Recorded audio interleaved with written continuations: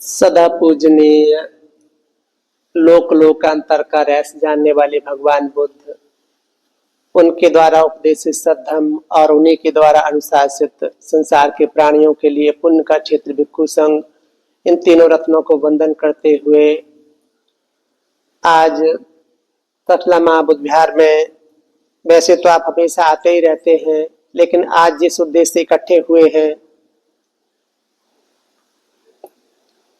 BD सुंदर बनारसीदास सुंदर बहुत अच्छे उपासक थे। तो उनके परिवार से उनका बेटा है रवि सुंदर, नॉर्वे से आए हैं। नॉर्वे में पूरा परिवार रहता है, वहीं रहते रहे, वहीं खत्म हुए। वैसे खत्म हुए उनको 1 साल हो गया है, 26 नवंबर खत्म हुए थे। तो करना चाहते थे, लेकिन किस तरह से आगे बढ़ता गया तो हमने कहा चलो 8 तारीख को कर लेते हैं। तो उनके उद्देश्य से इकट्ठे हुए सभी लोग ये पुण्य करने के लिए वहां से आए हैं। तो सबसे पहले उनके लिए हम थोड़ी सी मंगल मैत्री पूजा करेंगे। जो उपासक उपासिकाएं जानते हैं चैंटिंग, तो उनके लिए मंगल कामना मंगल मैत्री करेंगे। उसके बाद फिर धर्म देशना करेंगे। नमो तस्सै भगवतो अरहतो सम्मा सम्बुद्धस्सै। नमो तस्सै भगवतो अरहतो सम्मा सम्बुद्धस्सै। नमो तस्सै भगवतो अरहतो सम्मा सम्बुद्धस्सै। इति पिसो भगवाय अरहं सम्मा सम्बुद्धो विद्याचरण संपन्नो सुगतो लोकविदो अनुत्तरो पुरुष धम्म सारथि।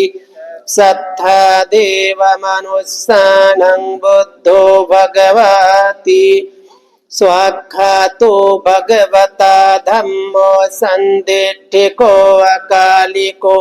ये हि पस्तिको योपनय्यको पश्चात्तं वेदितव्यो विඤ्ඤो हीति। सुपटिपन्नो भगवतो सावक संघो उजुपटिपन्नो भगवतो सावक संघो। न्यायपटिपन्नो भगवतो सावक संघो। सामीच पटिपन्नो भगवतो सावक संघो। यदिदं चत्तारि पुरुषयुगानि 8 पुरुष पुग्गला एष भगवतो सावक संघो। आहुनेयो पाहुनेयो दक्षिणेयो अंजलिकरणीयो अनुत्तरं पुण्यं खेत्तं लोकस्याति। एतेन सच्च वज्रेण सोत्थिते होतु सर्वदा। एतेन सच्च वज्रेण सब्बे दुःखा भयारोगा विनश्यतु। एतेन सच्च वज्रेण होतु ते जय मंगलम्। अविद्या पच्चया संखारा संखार पच्चया विज्ञानं विज्ञान पच्चया नाम रूपं नाम रूप पच्चया सलायतनं सलायतन पच्चया फस्सो फस्स पच्चया वेदना वेदना पच्चया तन्हा तन्हा पच्चया उपादानं उपादान पच्चया भवो भव पच्चया जाति जाति पच्चया जरा मरणं शोक परिदेव दुःख दोमनस्सुपायासा संभवन्ति। एवमेतस्य केवलस्य दुःखखण्डस्य समुदयो होति। अविद्यायत्वेव अशेष विराग निरोधा संखार निरोधो संखार निरोधा विज्ञान निरोधो विज्ञान निरोधा नाम रूप निरोधो नाम रूप निरोधा सलायतन निरोधो सलायतन निरोधा फस्स निरोधो फस्स निरोधा वेदना निरोधो वेदना निरोधा तन्हा निरोधो तन्हा निरोधाय उपादान निरोधो उपादान निरोधा भव निरोधो भव निरोधा जाति निरोधो जाति निरोधा जरा मरणं शोक परिदेव दुःख दोमनस्सुपायासा निरुद्धन्ति एवमेतस्य केवलस्य दुःखखन्धस्य निरोधो होतीति अनेक जाति संसारं संधाविस्सं अनिब्बसं गहकारकं गवेसन्तो दुःखा जाति पुनः पुनः गहकारक दिठोसि पुनगेहं न कहासि सब्बाते फासुका भग्गा गहकूटं विसंखतं विसंखारगतं चित्तं तन्नानं खयमज्जगाति एतेन सच्चवज्जेन सोत्थिते होतु सर्वदा एतेन सच्चवज्जेन सब्बे दुःखा भयारोगा विनश्यतु एतेन सच्चवज्जेन होतु ते जयमङ्गलम् करणीयमथ कुशलेन यन्तं सन्तं पदं अविसमेच्च सक्को युजो च सुजो च सुवचो च समुदुवनतिमानि सन्तोषको च सुभरो च यप्पकिच्चो च सल्लहुकबुद्धि संतन्द्रियो च निपको च यप्पगभ्भो कुलेषु वरनुगेद्धो न च खुद्धं समाचरे किञ्चिदेन विञ्जु परेयुपवदेयुं सुखिनो वा खेमिनो हन्तु सब्बे सत्ता भवन्तु सुखितत्ता ये केचिपाणभूतस्थितसा वा थावरावाय नवशेषा दीघा वा ये महन्ता वा मध्यमारस्यकायनुकथूला दिट्ठा वा ये अदिट्ठा ये च दूरे वसन्ति अविदूरे भूता वा सम्भवेसि वा सब्बे सत्ता भवन्तु सुखितत्ता न परो परं निकुब्बेथ नातिमय्येथ कथचिनं कञ्चि व्यारोसना पटिघ संज्ञानञ्जमय्यस्य दुःखमिच्छेय माता यथा नियं पुत्रं आयुषा एकपुत्रमनुरक्षे एवंपि सर्वभूतेषु मानसं भावयेज परिमाणं मेत्तं च सर्वलोकस्मिन् मानसं भावयेज परिमाणम् ऊर्ध्वं अधो च तिर्यं च असंवादं अवेरं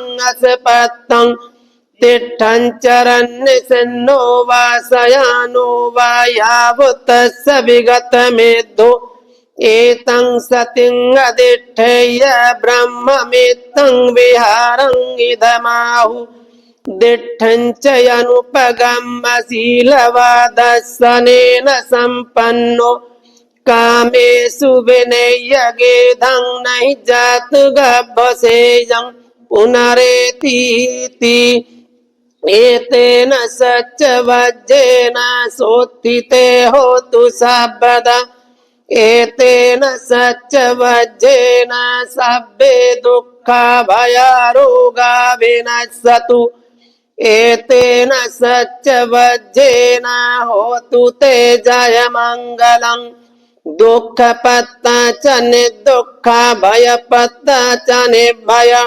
शोकपत्ता च निःशोका हन्तु सब्बे पिपानिनो एतावता च तुम्हेहि संभतं पुण्यसम्पदं सब्बे देवायनुमोदन्तु सर्वसम्पत्तिसिद्धिया दानं ददन्तु श्रद्धाय शीलं रक्षन्तु सर्वदा भावनाभिरता हन्तु गच्छन्तु देवता गता सब्बे बुद्धा बलपत्ता पच्चेकानं च यं बलं अरहन्तानं च तेजेन रक्षं बन्धामि सब्बसो आकाशट्ठा च भुम्मट्ठा देवानागामहिधिका उय्यं तं अनुमोदित्वा चिरं रक्षन्तु शासनम् आकाशट्ठा च भुम्मट्ठा देवानागामहिधिका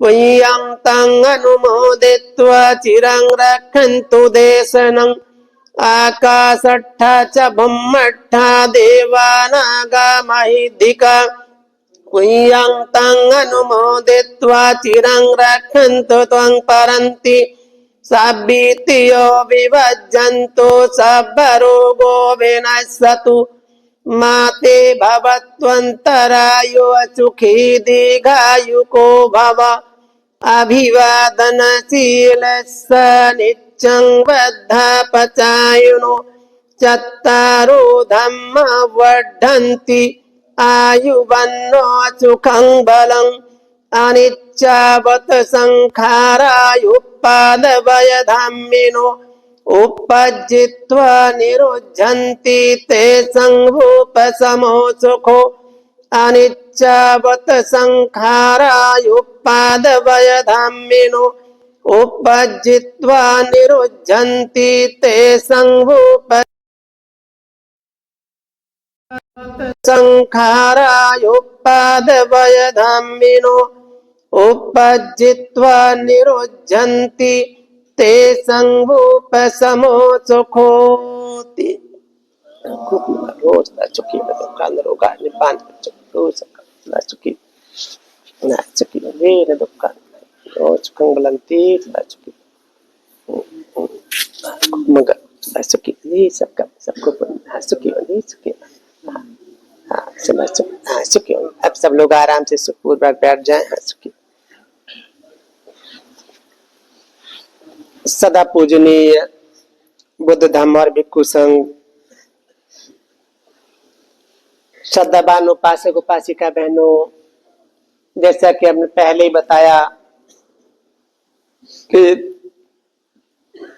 उपासक बड़े श्रद्धावान उपासक बाबा साहब के रास्ते पर बहुत लगन के साथ जीवन भर चलते रहे। बीडी सुंदर, बनारसी दास सुंदर, ये तो नॉर्वे में बताया कि नॉर्वे में रहते थे लंबे समय, बहुत पहले चले गए। पूरा परिवार नॉर्वे में रहा, अभी भी इनका पूरा परिवार वही है। लेकिन रवि सुंदर ये बड़े भगवान बुद्ध की शिक्षाओं से जुड़े हुए हैं, बाबा साहब के मिशन से जुड़े हुए। इनका पूरा खानदान, इनकी मामी है, उनके मामा मामी जो भी है परिवार के, वो सांपला फैमिली है, सोफी प्रिंट से। बी.आर. सांपला यानी भगत राम सांपला और हंसराज सांपला और देशराज सांपला, कई सारे जो परिवार सांपला फैमिली है वहां से बड़े समर्पित हैं बाबा साहब के मिशन के प्रति। इनकी माता जी उस परिवार से हैं। तो बाबा साहब के संपर्क में इनका, मतलब उनकी शिक्षाओं के संपर्क में इनका पूरा परिवार रहा। ये भी बड़ी श्रद्धा से बनते चंद मोदी बताते इनके बारे में कि पूरा वहाँ बहुत बड़ा महल बनाया नॉर्वे में, वो अम्बेडकर महल ऐसा कुछ नाम रखा। यहाँ भी जलंधर में ने अपनी मकान ले रखा हो फ्लैट जैसा ऊपर, उसका भी अम्बेडकर मार्ग, पापा अम्बेडकर मार्ग ऐसे करके उसका ही नाम रखा हुआ उन्हें। लिफ्ट से जाना पड़ता है ऊपर, लेकिन फिर भी उन्हें ऐसे करके लिख के रखा है। बाबा साहब के मिशन के प्रति ये परिवार बहुत समर्पित रहा लंबे समय से। जितना बन पड़ा हमेशा ही मदद करते रहे। बनते चंद मोदी को मैंने पूछा, मैं भी बहुत दिनों से उनको मिलता रहा। बहुत बार जब आते थे तो मिलते ही थे, हमारे पास आते थे, घर बुलाते थे, भोजन दान करना, ऐसे इनका स्वभाव था, दान पुण्य करना। बनते जी कह रहे थे कि तकला महाविहार को बनने में उन्होंने बहुत मदद की। नॉर्वे से अकेला एक परिवार, इकलौता परिवार है जो बनते जी के संपर्क में है। यहाँ से गए, धार्मिक है, मिशन के प्रति समर्पित है। जितना बन पड़ता है दान पुण्य करना, कुशल कर्म करना, लगे रहते हैं। बड़े ईमानदार, शरीफ, मेहनती आदमी रहे।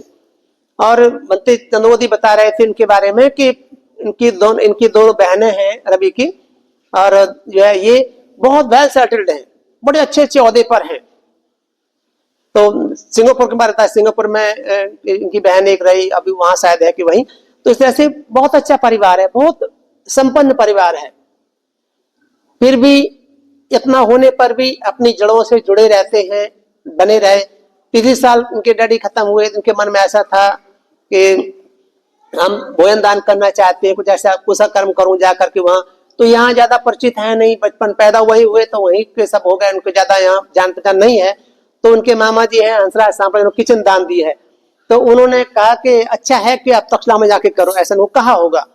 तो तक्षशिला में भोजन दान करना है। यूं तो इनके पिताजी की डेथ हुई थी 26 नवंबर 2023 में, तो वर्षी बनाने आए तो 23 में पूरे हुए थे। पर उसके बाद इस बार ने सोचा कि हम वर्षी है, साल पूरा होने वाला है, तो हम इंडिया में भोजन दान करेंगे। तो सांपा जी ने मुझे बताया, हंसराज जी ने, कि बनते 26 तारीख खत्म हो, तो मैंने सोचा 26 दिसंबर को कर लो, बाबा साहब की पुण्यतिथि पड़ती है तो दोनों इकट्ठे हो जाएंगे। तो मुझे उनने फोन किया वहां से, कह रहे बनते जी आप ऐसे मतलब हम चाहते हैं कि रवि आना चाहते हैं, कुछ दान पुण्य करना चाहते हैं, भोजन दान आदि, तो आप 6 दिसंबर को करवा दें प्रोग्राम। तो होता ही इनका होता तो है, लेकिन सुबह सुबह प्रोग्राम होता है, जल्दी फूल माला करके चले जाते लोग, इतने ज्यादा संख्या हम लोग नहीं आ पाते। तो कह रहे फिर कैसे करें, संडे को हो सकता, संडे को आ जाएंगे लोग, तो स्पेशल इनका ही हो जाएगा, संडे को कर लेते, चलो ठीक संडे को कर लेना। तो इस तरह से ये आगे बढ़ते बढ़ते आज के दिन जो है उन्होंने निश्चित किया चलो हम करेंगे। हालांकि इनको जाना भी है अभी, पर फिर भी इनकी श्रद्धा रहती है।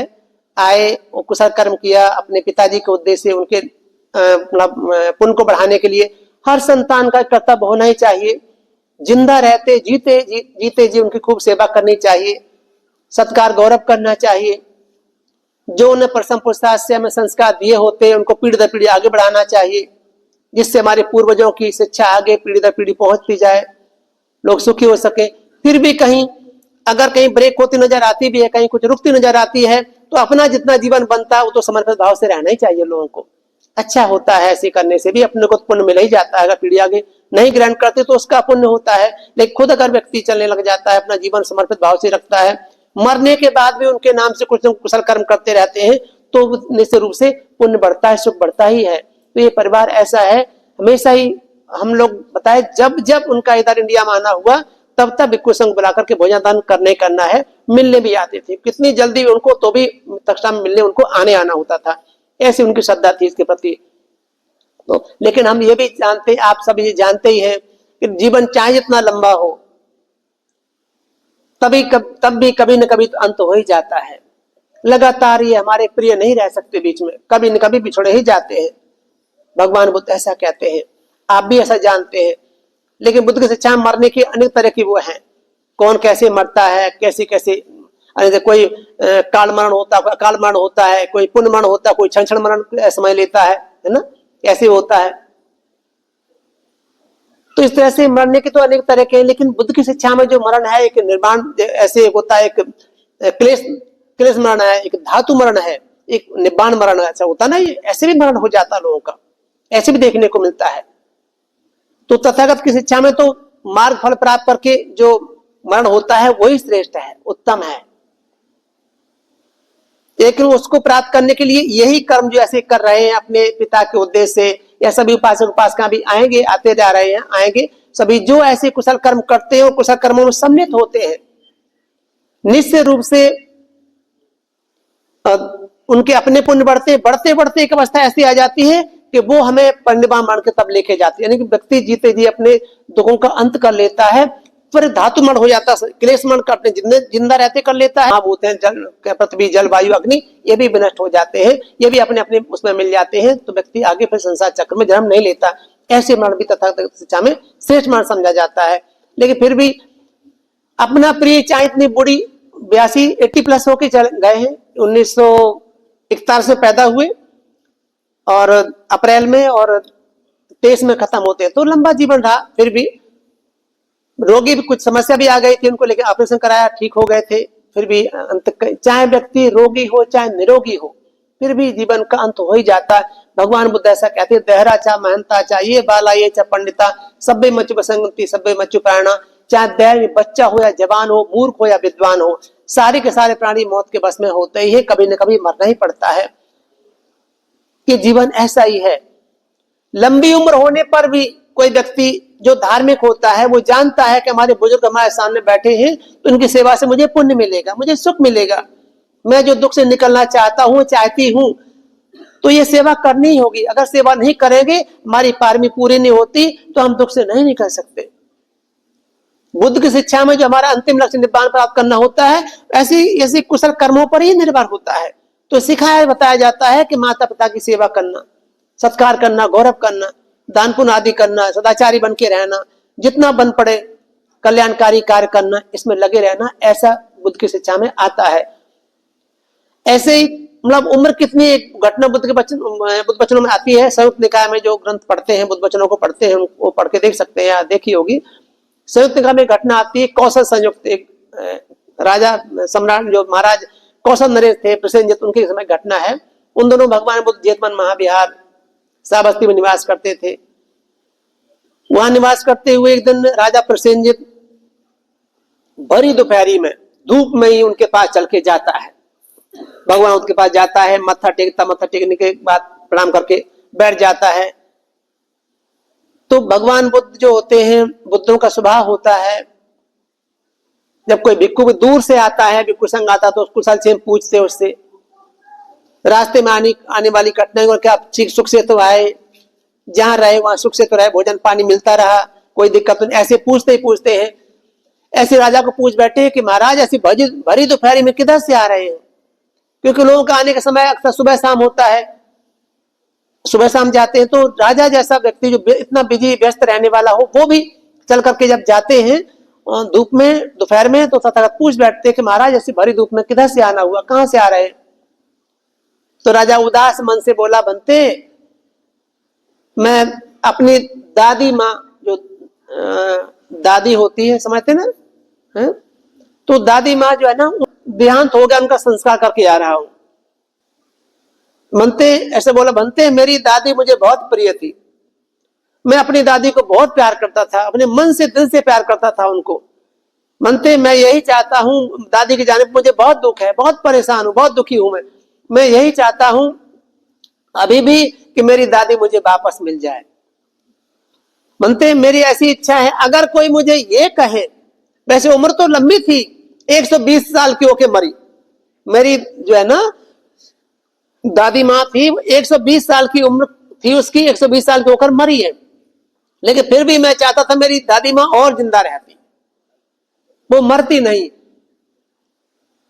बनते मैं चाहता हूं अगर मेरी दादी को कोई दिलाने का ऐसा आश्वासन, विश्वास दिलाता है कि अगर आप हाथी, किसी को श्रेष्ठ हाथी दे करके अपनी दादी को प्राप्त कर सकते हो, तो मैं श्रेष्ठ जो हस्ती रत्न मेरे पास है, हाथी है ना, उसको दे करके मैं जो है अपनी दादी को प्राप्त करना चाहूंगा।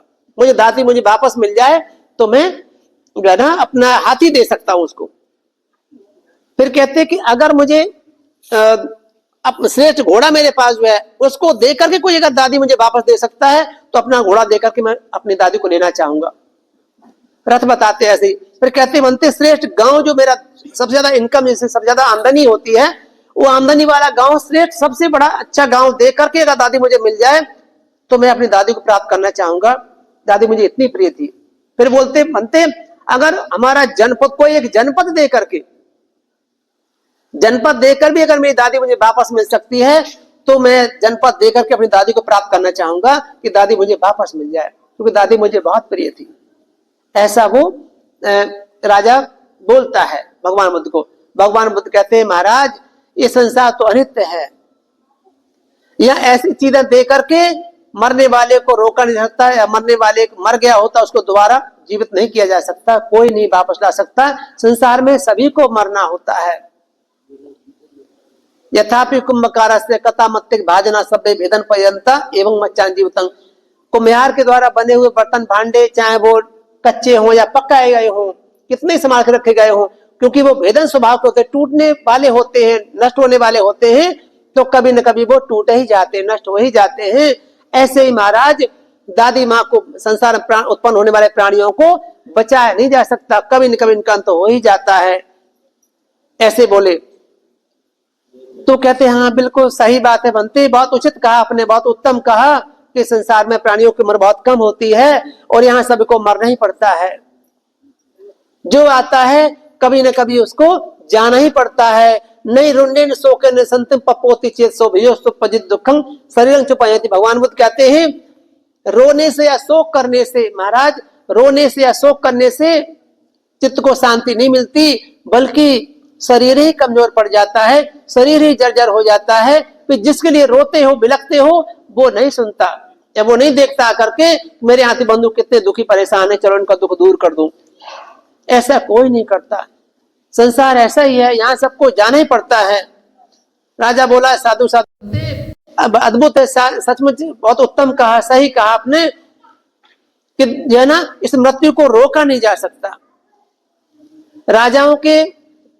राजा लोग जो होते हैं बड़े ऐश्वर्य प्राप्त करने में मतलब लगे रहते हैं। उनकी इच्छा होती है हमेशा कि हमारे पास हमारा बहुत बड़े सार राज्य हो, बड़े बड़े राज्यों को पड़ोसी राज्यों को जीत लेते हैं, दूर दूर तक जाकर के वो राज्यों को जीत लेते हैं। लेकिन बनते इस मृत्यु को वो राजा बुद्धिमान, जो ज्यादा अधिक विस्तार चाहने वाले राजा भी उसको मृत्यु को, जरा मरण को नहीं रोक सकते, उनको रोकना संभव नहीं होता। बनते इन राजाओं के पास ऐसे ऐसे बुद्धिमान ज्ञानी अमात्य होते हैं, सेनापति आदि होते हैं, तो वो सेनापति या अमात्य लोग अपनी बुद्धि विवेक के बल से बड़े बड़े राजाओं को जीत लेते, थोड़े होने पर भी ज्यादा ज्यादा राजाओं को जीत लेते हैं, राजाओं को जीत लेते हैं। लेकिन बनते ऐसी मृत्यु सचमुच ऐसी चीज है, उनकी बुद्धि धरी की धरी रह जाती है, उनका विवेक उनका ज्ञान कुछ नहीं कर पाता, मृत्यु को नहीं जीत सकते। वो इतने बड़े राज्यों को जीत लेते अपनी बुद्धि विवेक के बल से, लेकिन वो उनको अपनी मृत्यु को, जरा मरण को नहीं रोक सकते। ये संसार ऐसा ही है। सचमुच बनते बहुत सही कहा आपने। फिर कहता बनते संसार राजाओं के पास बहुत धन संपत्ति होती, धन से खजाने भरे पड़े होते हैं। कभी कभी उस धन का लालच देकर के धन के बल से भी दूसरे राज्यों को जीत लेते हैं। लेकिन बनते सचमुच इस जरा मरण को वो धन देकर भी नहीं रोका जा सकता, जीता जा सकता। ये संसार ऐसा है, कभी न कभी अंत हो ही जाता है। इसलिए तथात कहते हैं यस मग्गं न जानासि आगतस्य गतस्य वो अंते संपत्संग निरर्थं परदेवसी। जिस प्राणी के आने या जाने का तुम मार्ग ही नहीं जानते कि प्राणी किधर से आया और किधर चला गया, तुम यही नहीं जानते, बीच में ही निरर्थं परदेवसी, बीच में ही रोते रहते हो, बिलखते रहते हो। जहां तक बन पड़े कुशल कर्म ही करना चाहिए, अच्छे कर्म ही करना चाहिए, सेवा सत्कार करते हुए, गौरव करते हुए, परसम पुरुषार्थ धन संपत्ति कमाते हुए अपने आत्म बंधुओं का पालन पोषण करे, जब तक जीवन रहे, जीवित रहे, दान पुण्य आदि करता रहे, जिससे अपनी पूंजी कुछ लोग संचित होती चली जाए। भविष्य में हम लोग बार बार कहते हैं, समझदार लोग जो पढ़ते हैं इस बुद्ध वचनों को जानते ही हैं, जैसे लंबे समय के बाद में कोई हमारा अपना प्रिय आता है, कोई पुत्र हो या प्रिय, कोई भी व्यक्ति चला जाए, दूर के दूसरे देशों में चला जाए, जब कभी आता है कि वो आ गया, ऐसा सुन करके अगर वो व्यक्ति खाना भी खा रहा होता है तो खाना छोड़ करके दौड़ के चला जाता है उसके पास में कि मेरा प्रिय आ गया, मेरा पुत्र आ गया, मेरी पुत्री, कोई भी जो अपना होता है वो आ गया, खाना छोड़ करके भाग के उसको मिलने चला जाता है, स्वागत करने के, सम्मान करने के लिए। तथा कहते हैं ऐसे ही जो परलोक में जो होता है वो आति बंधु जो पुण्य कर्म है वही स्वागत करता, वही सम्मान देता है, या वही उसको स्वागत करते उनको सुख देता है। जैसे आति बंधु के आने पर व्यक्ति लोग बंधु हो जाते हैं, ऐसे ही पुण्य ही उसका स्वागत करके जो अपने पुण्य का फल देखता है, सुगति प्राप्त करके तो सुख का अनुभव करता है कि मेरे किए कर्म का फल ये ऐसा ऐसा आया है।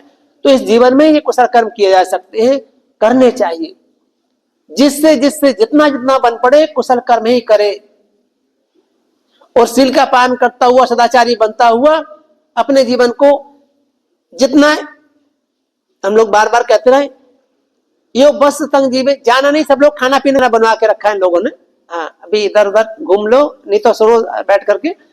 तो इस तरह से यो बस तंग जीवे दुस्सीलो असमाय तो एकांग जीव तंग से सील बनता जाए नो। कोई 100 साल की जिंदगी भी जीता है लेकिन दुशीलता का जीवन जीता है, उससे तो एक दिन का जीवन ही श्रेष्ठ है यदि कोई सीलवान है तो, या सीलवान का एक दिन का जीवन भी श्रेष्ठ होता है। तो सीलवान बन के, सदाचारी बन के ही व्यक्ति सुख प्राप्त कर सकता है। ये सबको करना चाहिए, ये करने योग्य कार्य है। जिंदा रहते जैसे अभी मोमबत्ती जलाई है, हम लोग बार बार कहते हैं ये मोमबत्ती जल रही है, अब इसका अंत बुझकर ही होना है, इसके बीच में कोई उपाय है नहीं, किसी के पास दुनिया में कोई इसको रोक नहीं सकता, चाहे मोम खत्म हो जाए, चाहे बत्ती खत्म हो जाए, चाहे मोमबत्ती दोनों एक साथ खत्म हो जाए, या कोई प्रयास करके बुझा दे, या हवा से बुझ जाए, इसे बुझना ही बुझना है, उसका कोई और उपाय नहीं है। लंबा समय या कम समय कुछ भी हो, लेकिन इसको बुझना ही बुझना होता है। ऐसे जीवन का अंत हो ही जाता है, लंबी उम्र हो या कम उम्र हो, लेकिन एक दिन अंत हो ही जाता है। इसलिए वो दिन आए उसके पहले पहले जितना बन पड़े कुशल कर्म करे। मनुष्य हैं, हम ही इस बात को जान समझ सकते हैं, अन्य अन्य प्राणी नहीं जानते। तथा कहते हैं, न अंत लिखे न समुद्र मध्य न पवतारंग विवरंग पवस्य न विजति सो जगत देशो यथोचे न पसहे मच्चू। चाहे अंतरिक्ष हो, चाहे समुद्र के बीच में या पर्वत की गुफाओं में कहीं कोई व्यक्ति छुप जाए, न विजति हो जगत प्रदेश, संसार में छोटा सा भी कोई ऐसा स्थान दिखाई नहीं देता जहां कोई व्यक्ति छुप कर बैठ जाए और मौत से बच जाए। मौत से नहीं बच सकता, ये संसार ऐसा है, कभी न कभी ठीक है अंत हो ही जाता है, बचा नहीं जा सकता। जब मौत निश्चित है, आनी ही है। जीवन तो अनिश्चित है, पता नहीं कब होता है, लेकिन मौत आनी आनी है। ऐसी तभी तथा कहते हमेशा मरण सती की भावना करते रहना चाहिए कि मरण होगा। पवात दीप तुल्याय सायु संतति कायं परु माय संपत्संग भावय मरण सती मां संपत्ति संपत्ता यथा मत्ता तथा कहते पवात दीप, जैसे पवात बात से हवा से जैसे दीपक के बुझ जाने का डर बना रहता है। किसी वक्त भी उसकी आयु क्षय हो जाती, खत्म हो जाती, कभी कभी बीच में ही बुझ जाता है, बुझना ही होता है उसको। तथा ऐसे ऐसी तुलना करते हुए भावय मरण सती, मरण सती की भावना करनी चाहिए। यथा संपत्ति संपत्ता, चाहे जैसे कितने संपत्तिशाली आए हों, धन संपत्ति वाले आए हों, वैभव वाले आए हों, एक दिन वो संपत्ति यही रह जाती है और व्यक्ति चला जाता है। बड़े बाहुबली आए, ताकत धरी की धरी रह जाती है। पृथ्वी पर आ जाना सबसे बड़ा विशाल का हाथी जीव होता है, लेकिन वो भी जरा मृत्यु से ग्रस्त हो जाता है। ऐसे ही कितना भारी विशाल शरीर भी कुछ नहीं कर सकता, अंत हो ही जाता है। कितने रूपवान आए, बड़े सुंदर आए, झुर्रियां पड़ जाती ही, बुढ़ापा जरा अवस्था उसको चूर चूर कर देते हैं, सारा का सारा धरा रह जाता है, एकदम अंत को प्राप्त कर देता है, अंत हो ही जाता है। ऐसे ही चाहे बाहुबली आए, धन संपत्ति वाला आए, रूप संपत्ति वाला आए, कोई भी आए, एक न एक दिन अंत हो ही जाता है, नहीं रहता। फिर भी तभी सतत कहते हैं, ऐसे व्यक्ति न जानता हुआ अकुशल कर्मों में लिप्त बना रहता है, बुरे कर्मों में लिप्त बना रहता है। जीवन यूं ही सदाचार कर नहीं जीता, बल्कि यूं ही अकुशल कर्मों का संचय करता करता एकदम चला जाता है। वो जब उसे कर्म का विपाक आता है तो कभी कभी उनको जब देखने की सामर्थ्य पैदा होती है तो देखता है पीछे मुड़ करके कि मेरे कौन से कर्म का विपाक फल है जो मैं ऐसा दुख भोगता हूं या भोगती हूं। पता चलता कि मनुष्य रहते हुए हमने ऐसे अकुशल कर्म किए, उसका विपाक मेरे सामने आ गया। तो जहां तक बन पड़े अकुशल कर्म ना करे, कुशल कर्मों में ही लगा रहना चाहिए जितना बन सके। इसी मनुष्य के जीवन की सार्थकता है। हम लोग ऐसा कहते हैं कि कभी न कभी मूल्यांकन तो समाज करता ही करता है, हर व्यक्ति के किए कार्यों का मूल्यांकन होता ही होता है। अच्छे कर्म करता है कोई व्यक्ति तो जाने के बाद वो लोग कहते हैं बहुत अच्छे काम किए, तो उसके ऐसे करने कोई प्रयास करता है कि मैं भी ऐसे कर्म करूं। वो व्यक्ति ऐसा महान था, ऐसे कर्म किए, ऐसे वैसे कर्म किए, ऐसे मदद करते थे, या ऐसे कोई शिक्षा सद्मार्ग को या सद्धर्म को आगे ले जाने में मदद की उन्होंने। मूल्यांकन तो लोग करते ही करते हैं। और अगर ऐसे कर्म नहीं किए होते हैं, समाज में कोई काम नहीं किया होता है, परोपकारी जीवन नहीं दिया होता है, दूसरे कल्याण का जीवन नहीं दिया होता है, समाज को समार्पण लगाने कोई काम नहीं किया होता है, तो लोग उसको जल्दी भूल जाते, कहते क्या किया, मर गया तो मर गया, क्या फर्क पड़ता है। ऐसे व्यक्ति को तो मर जाने अच्छा है। दुशील व्यक्ति जितनी जल्दी मर जाए उतनी अच्छा है, लेकिन शीलवान सदाचारी दूसरों का भला करने वाला उपकारी व्यक्ति जितना लंबा जीता है उपकार तो नहीं हो जाता अच्छा, उसके लिए भी समाज के लिए भी ऐसा देखने को मिलता है। संसार में कल्याण मित्रों का, बुद्ध जैसे कल्याण मित्रों का, कोई ऐसे श्रेष्ठ अरंत आदि होते हैं, महारंत होते हैं, ऐसे लोगों का जीवन बहुत कल्याणकारी होता है दूसरों के लिए। अपना तो काम कर चुके होते हैं, दूसरों के कल्याणकारी होता है। ऐसे ही कोई पिता अपने संतानों को अच्छे संस्कार देने वाला होता है तो जितने लंबे समय तक जीता है संतानों को उतने संस्कार ज्यादा समय तक मिलते रहते हैं। या उनकी सेवा, ऐसे व्यक्ति की सेवा करके संतान पुण्य अर्जित करती चली जाती, कुछ न कुछ पुण्य बढ़ाती चली जाती है। ऐसे करने को देखने को मिलता है। हालांकि इस बात हम लोग बार बार कहते हैं कि बाहर के पश्चिमी देशों में तो ये परंपरा ज्यादा है नहीं ऐसी, लेकिन जो इंडिया में पैदा हुए हैं लोग, या इंडिया में पैदा हुए लोग अपने संतानों को संस्कार दिए, वो इन बातों पर विश्वास करते हैं कि मुझे कुछ ऐसा करना चाहिए। जैसे रवि इधर आए हैं, अन्य अन्य लोग भी रहते हैं, कोई लेना देना नहीं है, क्या मिलेगा। मैं किसी को, आप पिताजी के नाम से नॉर्वे से यहाँ टिकट करा करके इतना खर्च करके आए हैं केवल इसी उद्देश्य के लिए कि पिताजी के लिए भोजन दान करना है। वो इंडिया में जाकर जिस भूमि में पैदा हुए, जन्मे, जिस बिहार की मदद करते रहे, जिस मार्ग पर लग चलते रहे, उन जिन जिन के बीच में गुजरे या जहां पैदा हुए, जिन जो उनसे कुछ प्रेरित हुए हैं, उनके बीच में जाकर कुछ ना कुछ कर्म करना चाहिए, दान पुण्य आदि करना चाहिए, इसी उद्देश्य से लेकर के आए। ऐसे कुछ लोगों में संस्कार हैं पश्चिमी देशों में, बाकी किसी को लेना देना ज्यादा नहीं होता। अपने अपने जीवन जीते, अपने तरीके से जीवन जीते, कोई किसी प्रतिबंध लगाता नहीं, किसी पर कोई अपने विचार थोपता नहीं, अपने अपनी जिंदगी खुद जीते लोग।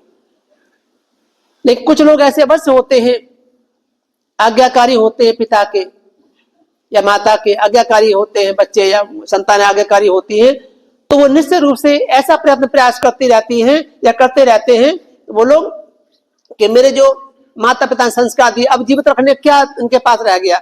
चलो उनकी वजह से पैदा हुए दुनिया में, जब तक है उनका नाम तो जुड़ा ही रहेगा, लेकिन उनके संस्कारों को आगे ले जाने की जिम्मेदारी जो इनके पास है, कि जैसे इनके पिता ने किया है, जैसे अच्छे मिशन से जुड़े रहे, ये भी जुड़े हैं। जितना बनते चंद्र मोदी बताते हैं कि ये परिवार ऐसा है, विश्व संघ को बुला बुला के नॉर्वे में रहकर भी चीवर आदि दान करना, दान पुण्य करना, जब जब जाएंगे तो इनके घर ही एक आश्रय है वहां कि नॉर्वे में, वहीं जाकर के दान पुण्य करना। इनकी माता जी है बहुत श्रद्धालु, तो वे हमेशा ऐसे करते रहने। तो ये कर रहे हैं या इनके मन में ऐसी भावना है कि हमें जो पापा ने मिशन में लगाया है, बाबा साहब के मिशन में लगाया, जोड़ा है, या सब धर्म से जोड़ा है, हमसे जो बन पड़े वो करना चाहिए, तो करते रहते हैं।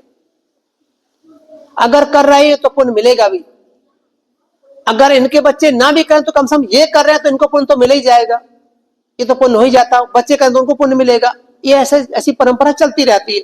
अगर ये परंपरा नहीं चलती तो हमें पता भी नहीं होता आज यहाँ के कैसे कैसे किया जाता है। लेकिन जो लोग पुण्यवान लोग लेकर के आए यहाँ तक मिशन को, ये यहाँ तक संस्कार लेकर के आए हैं, उनके बड़े उपकार हैं कि हमें सिखाया है कि बुद्धिज्म में ये बात है कि अपने माता पिता जब तक जीवित हैं तो तब तो सेवा करो ही, मरने के बाद उनके नाम से पुण्य करो, कुशल कर्म करो, हर बार करो, रोज करो, रोज स्मरण करो। इसलिए पतिदान की परंपरा बुद्ध की शिक्षा में आती है। पतिदान लगाने की परंपरा इसलिए आती है कि रोज अपने नाश्ता से पहले, खाने से पहले जो कुछ तुम बन पड़ता है, जो तुम बनाते हो, कुछ ना कुछ निकाल के रख देते उनको। भले ही कोई खाता नहीं दिखता, हमारा दादा परदादा कोई है, माता पिता नहीं दिखते, तो भी उनके नाम से लोग ऐसा रख देते हैं, उनका उपकार है। अगर वो ना होते तो हम ना होते। मेरे माता पिता, उनके माता पिता, उनके माता पिता, उनके माता पिता, लाइन लगी नीचे पीछे, कितनी लंबी लाइन, कुछ भी गिनती नहीं। संसार में कब से पैदा हो रहे हैं, कब से बार बार पैदा होकर मर रहे हैं, किसी कोई गिनती नहीं, प्रारंभ नहीं देखा जा सकता। ऐसे प्राणी जो दूसरों के दिए दान पर ही निर्भर होते हैं, दूसरे के दिए भोजन पर ही निर्भर होते हैं, उनको स्मरण करता हुआ कोई व्यक्ति या कोई उपासिका बहन दान पुण्य करते हैं या कुछ पददान लगा देते हैं, खाना रख देते हैं ऐसे थोड़ा सा भी कि चलो ये पुण्य मेरे आती बंधुओं को मिले, मेरे आती बंधु सुखी हो जाए। हो सकता है कोई किसी कर्म की वजह से दुर्गत में चला गया हो, इस जन्म के माता पिता नहीं हो और पहले जन्म के हो, और पहले जन्म के हो, और कहाँ के होते ऐसे, वो चले जाए, वो गए हैं, उनको पुण्य मिल जाए। ऐसा जो है ना बुद्ध की शिक्षाओं में ऐसा आता है, ऐसे हम लोग करते हैं। लेकिन फिर समाज विश्वास नहीं करता। आज ही नहीं, पहले भी कभी कभी ऐसे लोग होते थे, उत्पन्न हो गए संसार में, विश्वास नहीं करते थे। ऐसे बुद्ध के समय एक घटना आती है, एक ब्राह्मण भगवान बुद्ध के पास चल के जाता है। जैसे हमने कह दी, किसी मन में संदेह उत्पन्न तो क्लियर करने के लिए समझा देते हैं, नहीं कहेंगे बनते ने पता नहीं कौन सी नई बात सुना दी कि पतिदान खाना लगाओ, कौन खाता है, कैसे करता है, क्यों करे, तो मन में संदेह उत्पन्न हो गया हो किसी के मन में, तो वो समझ में आ जाए उनके कि ऐसा बुद्ध के समय भी होता है। बुद्ध उसके बारे में क्या समझाते हैं, क्या कहते हैं। देख, ब्राह्मण तथागत के पास जाता है, जाकर के बुद्ध को प्रणाम करके बैठ जाता है और ऐसे कहता है तथागत को, बनते हम ब्राह्मण लोग हैं और हम दान अपने पूर्वजों के नाम से बहुत दान करते हैं, हमारा ऐसा विश्वास रहता है हमारे पूर्वज जो चले गए छोड़ करके हमें उनको पुण्य मिल जाए, उनके नाम से हम दान देते हैं। तो बनते क्या, मेरा जो है दिया दान उनको मिलता है, उनके उपयोग में कहीं आता है, काम आता है उनके दिए मेरा दिया हुआ। भगवान बुद्ध बोले ब्राह्मण, एक स्थान ऐसा है जहां तुम्हारा दिया उनको पुण्य नहीं मिलता, आपका दिया दान उनको नहीं मिलता।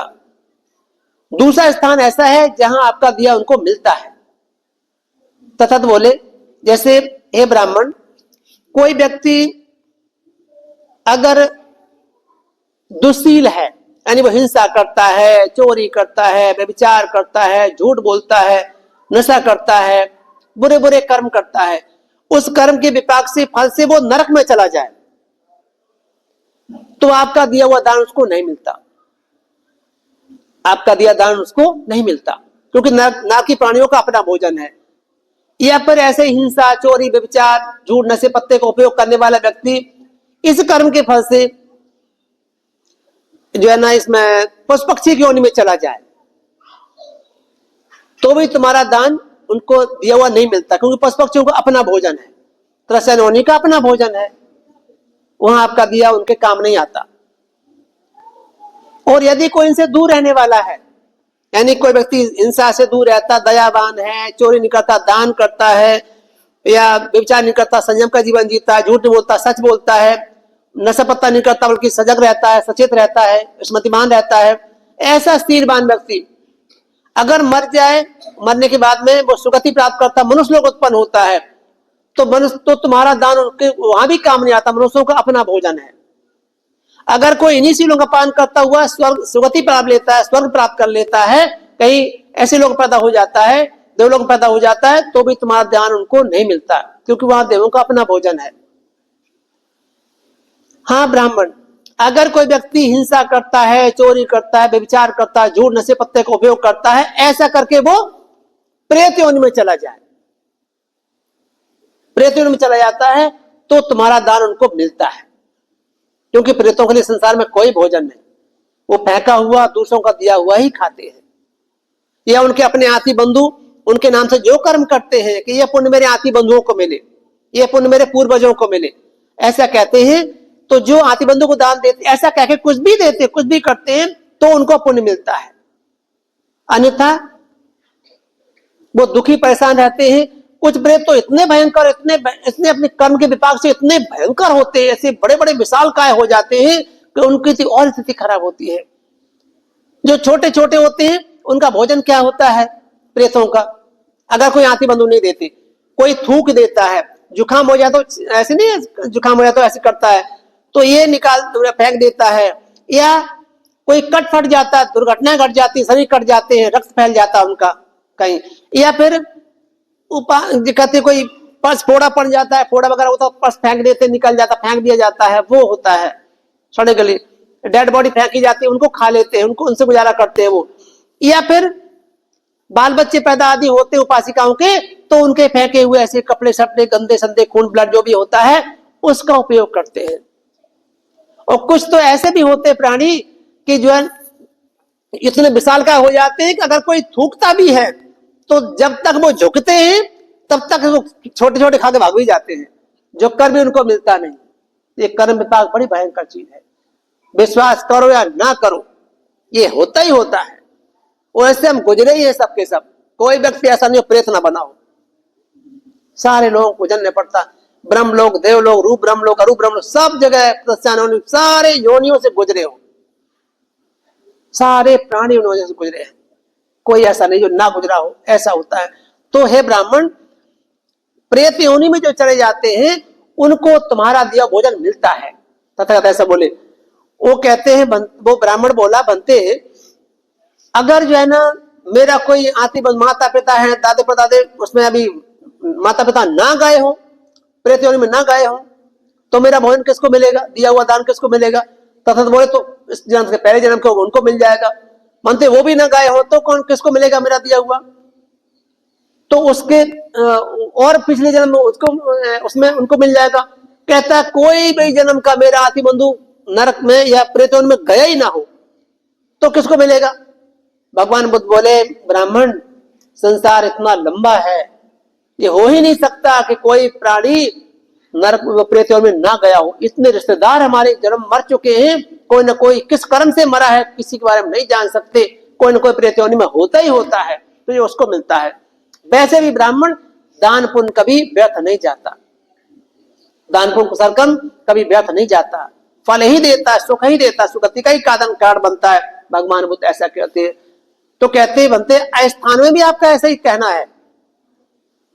अस्थान यानी कि जिनको नहीं मिलता, हमारा दिया दान प्रेतों को देश से उनको नहीं मिलता, लेकिन फिर भी हम दान करते हैं, उसमें स्थान में आपका क्या कहना है?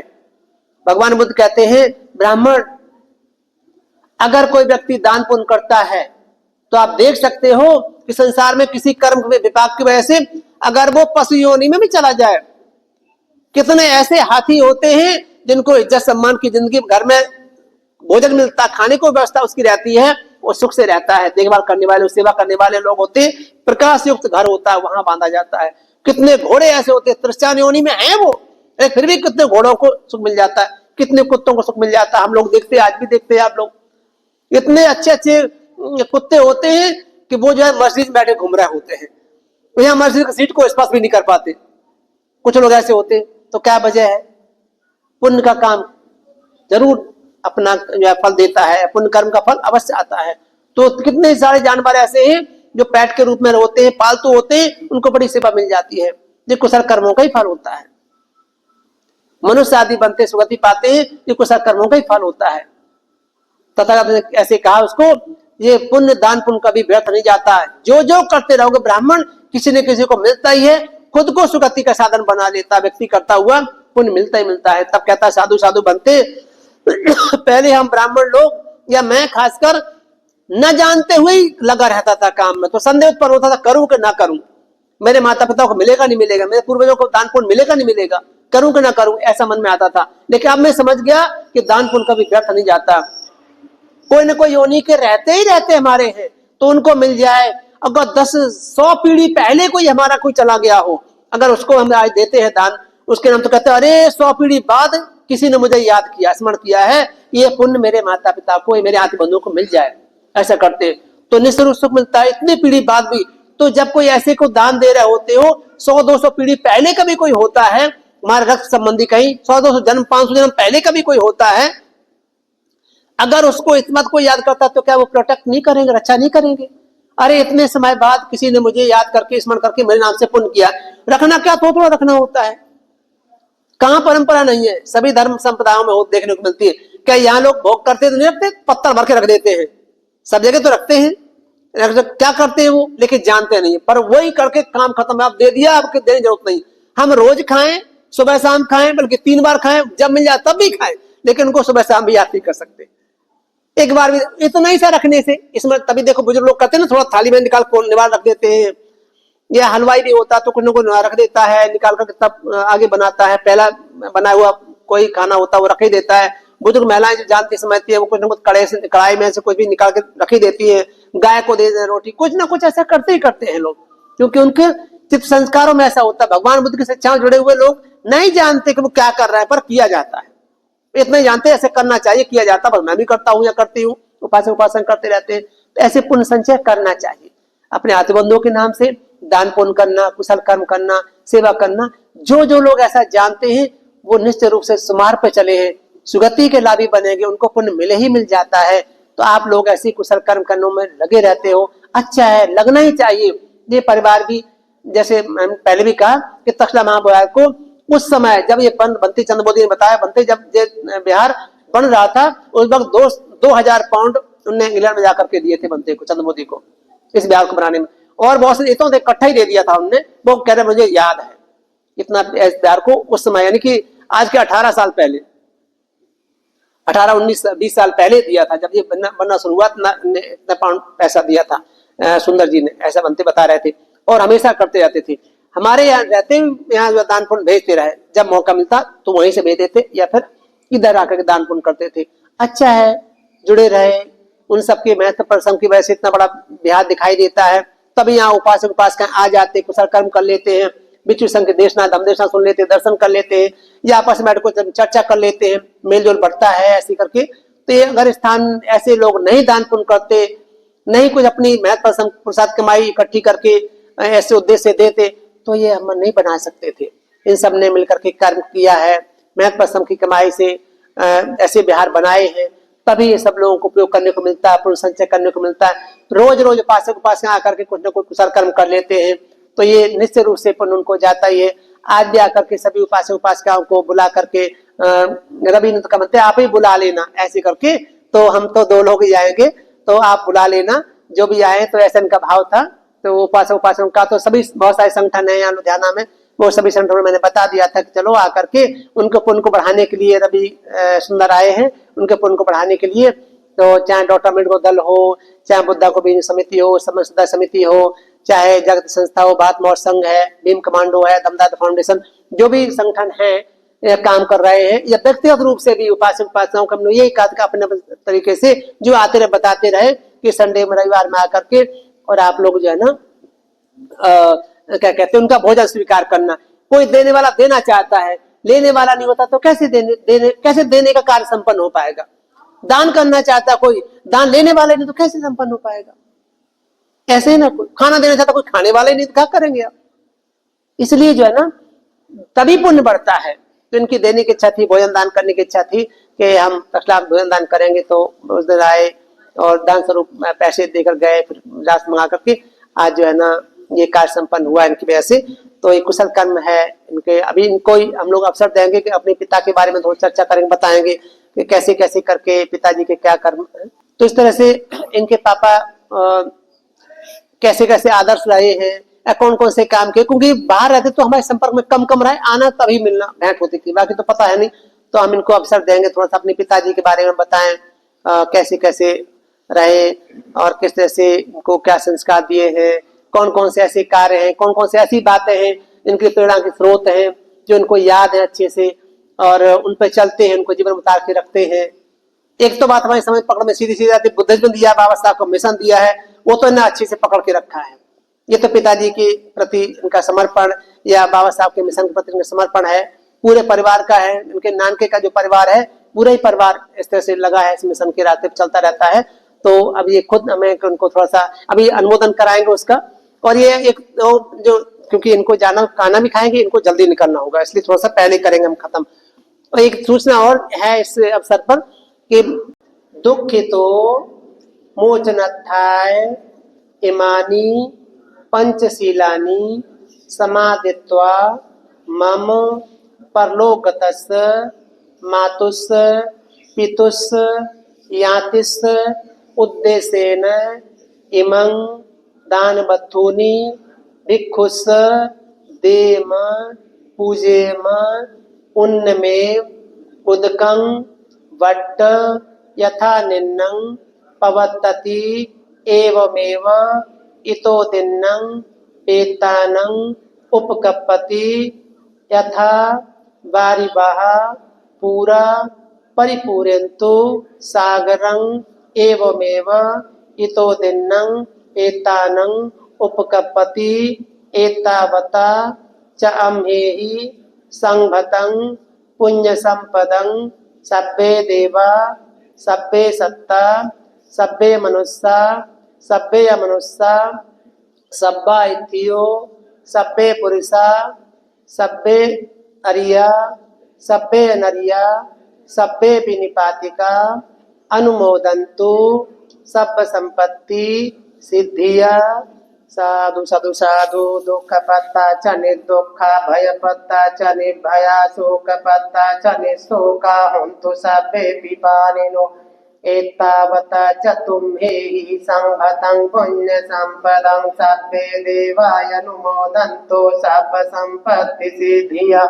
दानं ददन्तु श्रद्धाय शीलं रक्षन्तु सर्वदा भावना विरता हन्तु गच्छन्तु देवता गता सब्बे बुद्धा बलपत्ता पच्चेकानं च यं बलम् अरहन्तानं च तेजेन रक्षं बन्धामि सर्वसु आकाशट्ठा च ब्रह्मट्ठा देवानागा महीधिका पुय्यं तं अनुमोदित्वा चिरं रक्षन्तु बुद्धशासनम् चिरं रक्षन्तु धम्मदेशनं चिरं रक्षन्तु त्वं परन्ति सापीति यो विभजन्तरोगो विनश्यतु माति भवत्वन्तरायो सुखे दीर्घायुको भव अभिवादनशीलस्स नित्यं वद्धापचायुनो चत्तारो धम्मा वर्धन्ति आयुवन्नो सुखं बलन्ति। का फल मिले, सुखी हो, सभी सब अनुमोदन करे, सभी सुखी हो जाए।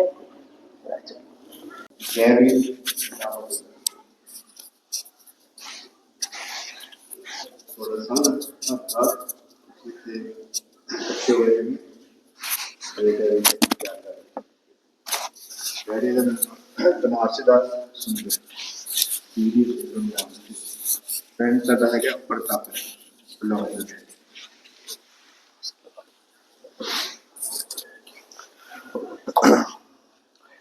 ਪਿੰਡ ਸਾਡਾ ਹੈਗਾ ਪ੍ਰਤਾਪਰਾ ਫਿਲੌਰ ਦੇ ਨੇੜੇ। ਡੈਡੀ ਬਾਬਾ ਸਾਹਿਬ ਦੇ ਸ਼ਰਧਾਲੂ। ਬਾਬਾ ਸਾਹਿਬ ਦੀ ਦੇਣ ਹੈ ਕਿ ਅਸੀਂ ਸਾਡੀ ਕੋਈ ਪਛਾਣ ਹੈਗੀ ਔਰ ਉਹਨਾਂ ਦੇ ਜੋ ਬਾਬਾ ਸਾਹਿਬ ਦੇ ਮੈਸੇਜ ਜਾਂ ਮਿਸ਼ਨ ਹੈ ਉਹ ਚੱਲਦੇ ਰਹੇ ਔਰ ਮਹਾਤਮਾ ਬੁੱਧ ਹੈ। डैडी दी और मेरी मम्मी की शादी 65 हुई और डैडी मेरे पहले थे पंजाब में जो बौद्धी रीत रिवाज से शादी की थी। मेरे नानके सुना होगा जरूर नाम संपला सोफी पिंड। वे मेरी मम्मी सोफी पिंड दी और मेरे डैडी प्रताप है। 65 उन्होंने शादी हुई और अजीत अखबार तुझे सुना होगा ना, ਉਹਦੇ ਵਿੱਚ इस खबर आई कि जो भी है तुझे हिंदू ही हिंदू आ। अच्छा। डैडी खालसा कॉलेज पढ़े तो उत्थे उनके प्रिंसिपल काफी खास दोस्त थे, तो डैडी नाल गए। दूसरे दिन जो अजीत एडिटर है तो वो तो माफी मंगाई। दूसरे दिन अजीत अखबार आया कि असं माफी मांगते हैं, ये हिंदू नहीं ये बौद्धी है।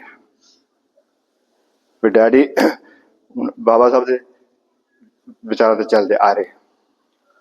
1970 में डैडी ने फैसला किया कि इंडिया छड्डन दा। कुछ हालात इदां दे आ गए जो डैडी इत्थों इंडिया तुरे 2 किलो छोले लैके चले सी। सुनते हैं कि बाहर बहारा है, बहारां दी कोई कुर्बानियां भी हैगी, मेहनत भी हैगी। मेरे डैडी इत्थों तुरे अकेले 2 किलो छोले लैके रास्ते में पानी च भें के बोता सार कर लूंगे। ये हैगी डैडी दी कुर्बानी। मैं असीं 3 भैन भरा, मैं बड़ा, 2 मेरी भैन हैगियां रीना तो अनीता। 73 में मैं मम्मी ते रीना नॉर्वे पहुंचे। उदों पहला डैडी दे 5 भैन भरा। डैडी पढ़े लिखे है, इतों पोस्टिंग सी, इतों IAS ऑफिसर सी। तुसीं बादल का नाम सुनिया? बादल, हाँ जी। उन्हें किस्सा सुनाना। बादल ने डैडी नूं नौकरी ते रखिया। वो कहते भी एक बस लाइन सी, कहते घट ही जाती है। कहते कोई गल नहीं, भी कहना शर्त यह है कि भी तुसीं मेरे इंटरफेयर नहीं करना। कहते तो कंडक्टर ने कहता मैंने पता तुसीं खाने आ, पर ये कहना मैं फड़ लिया फिर माफ नहीं करना तुहानूं, पर इदा चाहिए। ठीक है। एक दिन बादल परिवार ने किसी छत ते जाना सी, तो बस कंडक्टर ने सवारियां तो पैसे मंगे, तो वो कहते बस साडी है, घर आने की तो असीं कहते दईए। तो डैडी लंघे क्योंकि डैडी को जीप सी तो ड्राइवर, तो देखे भी बस रुकी, तो डैडी पूछे भी गल की है। वो कहते भी पैसे नहीं दे रहे। कहते ठीक है, अपना एक बंदा भेजो, तो उन्होंने घर जाने। घर उन्होंने गए।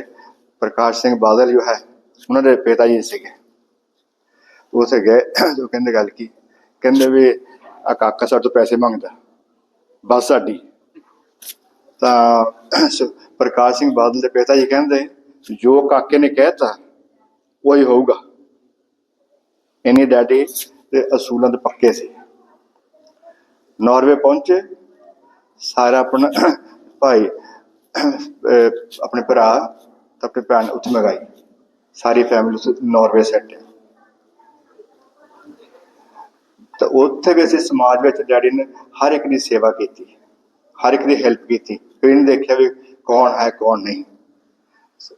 एक ये भी टाइम सीगा कि लोग इंडिया तो आते थे उन्होंने जेब दो चीज़ा सी, एक पासपोर्ट और दूसरा डैडी का फोन नंबर। डैडी जानते नहीं गए साढ़े घर तकरीबन 70% साढ़े लोग 2 हफ्ते रहे फिर अगे अगे गए। फिर डैडी देन हैगी।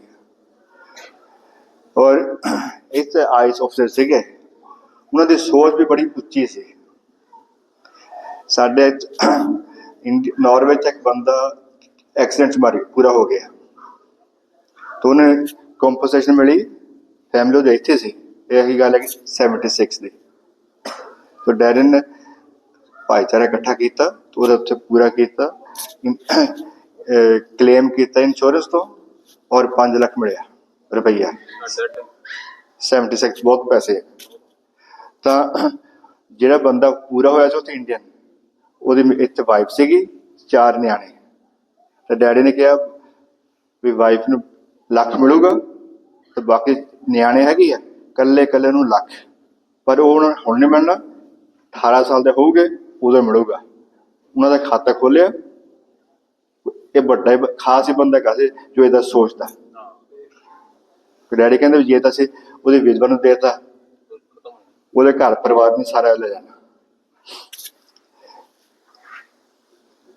मैं मेरी सरकारी ऑफिस इस पोजीशन है नौकरी करदा। मेरी सिस्टर है रीना, वो भी डैड के विचार चल रही। रीना ने दलाई लामा नॉर्वे बुलाया, 2 बारी आ चुके और जदों भी नॉर्वे आता है रीना नूं टाइम दिंदा। अनीता मेरी छोटी भैन है, वो भी उत्थे वेल सैटल्ड है। मेरे अगे 3 न्याणे हैं। मेरी कोशिश यही है कि जो मेरे डैडी ने मैनू सिखाया है उन्होंने संस्कारों से जाने की कोशिश करता है। और उन्होंने यही कहना कि भी बाबा साहब देन जो मैं है मैं कुछ नहीं गा, मैं रवि नहीं, मेरा जो हो बाबा साहब का। और मेरा भी यही संदेश सारा नूं, अगर बाबा साहब ना होंदे असीं भी नहीं सिद्ध होना, साडा कोई नाम निशान नहीं। अगर ये सोचो ना कि मैं बहुत बड़ा हूँ और ये साडी वहम है, अगर है तो बाबा साहब है। और बाबा साहब का जो मैसेज है कि भी बहुत महात्मा मनो। तो सारे धन्यवाद, मैं टाइम नहीं लिया जरूर लेना है। थोड़ा बहुत धन्यवाद कि तुसीं आए है, तो आप टाइम कढ़िया।